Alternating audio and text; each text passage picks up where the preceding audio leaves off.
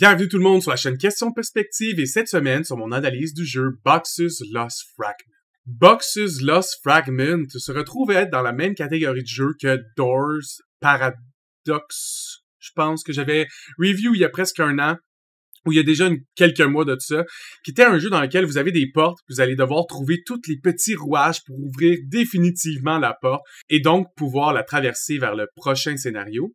Mais là, on se retrouve à faire la même chose, mais avec des boîtes. Donc, le jeu est paru le 1er février 2024. C'est un jeu qui est très récent.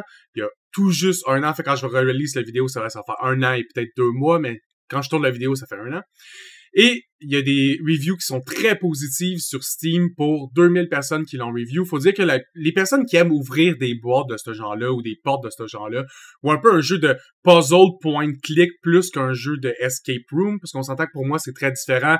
Dans un escape room, souvent t'as des puzzles, il faut vraiment que tu comprennes, tu peux rester pogné là longtemps, alors que là, on parle vraiment de boîtes qu'il faut gosser avec pour trouver. Si vous finissez par cliquer partout en déchaîné, ben vous allez automatiquement finir par trouver la réponse. Il n'y a pas de réponses qui sont cachées derrière un gros puzzle. C'est plus la recherche, de regarder comme du monde. Oh, peut-être que ça se tourne, puis d'essayer de trouver le plus rapidement possible comment l'ouvrir. C'est un peu ça le challenge. Le jeu est $19,50, exactement le même prix que Doors. Évidemment, vous pouvez acheter un bundle de Snap Break. Snap Break, évidemment, qui est la compagnie qui ont développé Doors et Box's. Snap Break font des bundles avec tout leurs jeux. Il y en a quand même pas mal avec les Faraway et compagnie. Fait que si vous aimez ce genre de jeu-là, je vous conseille d'acheter le bundle complet. Ça vous revient le prix de 3 jeux pour comme une dizaine de jeux. Puis après ça, vous allez pouvoir vraiment toutes les passer. Combien de temps ça prend pour passer au travers de Box's? 3h30. Est-ce que ça remplit son mandat? Non, pas du tout. Là, on parle d'un jeu qui se finit en 3h30. Fait que si vous êtes du genre à vraiment vouloir investir dans un jeu qui vous donne énormément de divertissement, c'est sûr que c'est pas pour vous. Comme Doors était probablement pas pour vous. Et si vous êtes fan de petits puzzles ou de jeux de puzzles, moi, entre autres, moi et ma conjointe, on adore jouer à ce genre de jeu-là. On aime ça jouer à ce jeu-là ensemble, mais souvent, on va s'en acheter même des board games ou des boîtes comme ça, ou essayer d'acheter des jeux qui nous forcent à réfléchir pour un nombre de temps. Mais des fois, on est prêt à payer pour, je vais donner comme un exemple, des Unlock. C'est un board game 3 escape rooms, coûte en moyenne autour de 40$ la boîte. Chaque scénario dure 50 minutes. Donc, on se retrouve à payer 50$ pour 3 heures. Ici, c'est un peu moins que 20$ pour 3h30. Donc, évidemment, dans son ratio de similarité, donc dans les choses qui ressemblent à Box's, il est un prix acceptable. C'est juste que si on le compare à d'autres jeux, que ce soit des roguelikes ou des jeux d'aventure, on peut se sentir comme si le jeu ne nous en donnait pas assez.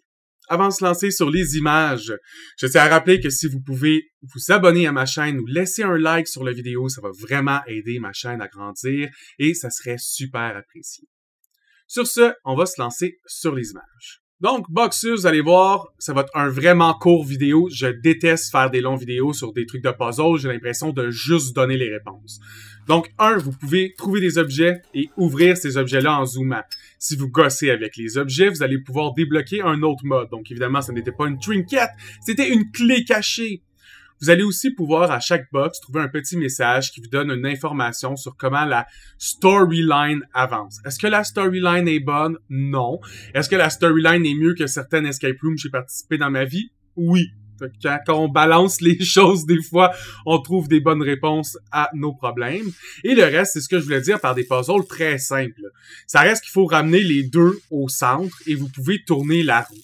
C'est pas compliqué, c'est vraiment simple à résoudre, mais chacun de ces puzzles-là nécessite que vous trouviez la roue, vous tourniez du bon sens, vous compreniez un peu la petite mécanique, puis plus vous allez avancer dans les box, plus ils vont être compliqués, mais ça reste très simple. T'sais, un enfant, probablement à partir de 8 ans, vous êtes capable de passer ce jeu-là sans aucun problème. Mais ça reste un petit jeu divertissant.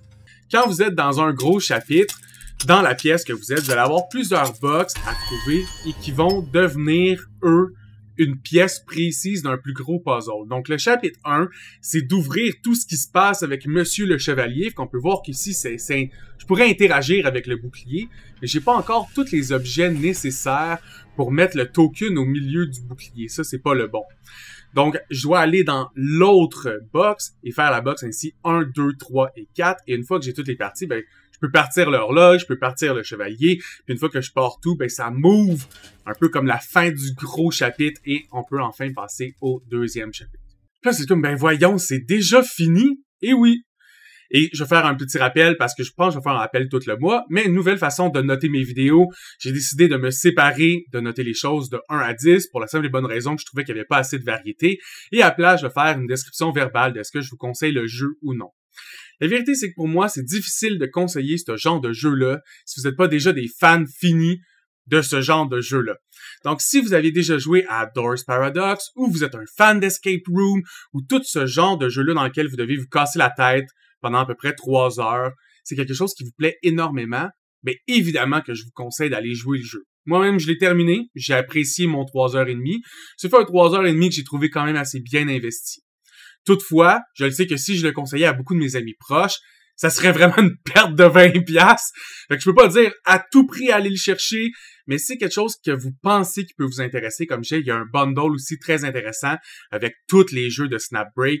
Et si vous les mettez toutes bout à bout pour un bundle d'à peu près 60$, je pense que ça vaut plus la peine qu'un seul jeu à 18$, mais ça, c'est vous qui serez capable de le dire pour vous-même. Donc, merci tout le monde et au plaisir de se voir sur une prochaine vidéo. À plus!